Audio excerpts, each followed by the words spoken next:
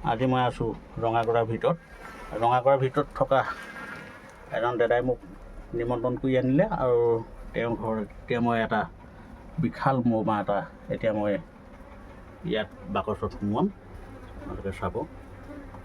দাদা কিমান দিন হ'ল এইটো? এইটো 12 বছৰ 13 বছৰমান হ'ল। 12 বছৰ বা 13 বছৰমান হৈ গ'ল ন? এইটোত চাওক আপোনালোকে, ইয়াত প্ৰকৃততে দুটা চেম্বাৰে দৰকাৰ হয়। এতিয়া আজি সদ্যহতে মই এটা চেম্বাৰ দি দিম, যদি আৰু দৰকাৰ হয় তেতিয়া তেওঁ আৰু এটা চেম্বাৰ কিনি ল'ব। ঠিক আছে আপোনালোকে, এতিয়াও বহুত বাকী চাওক। সেইখন কাম কৰি আছোঁ ওপৰৰ পৰা তললৈকে, ৰস ফুল হৈ আছে। বিৰাট ৰবৰ মৌ,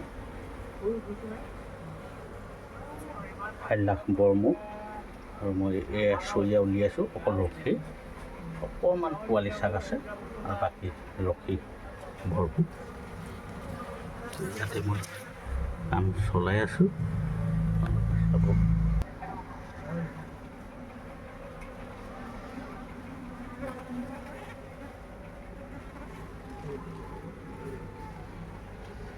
এতিয়া ইয়াত নাই কমে 20 কেজি ৰস ওলাব।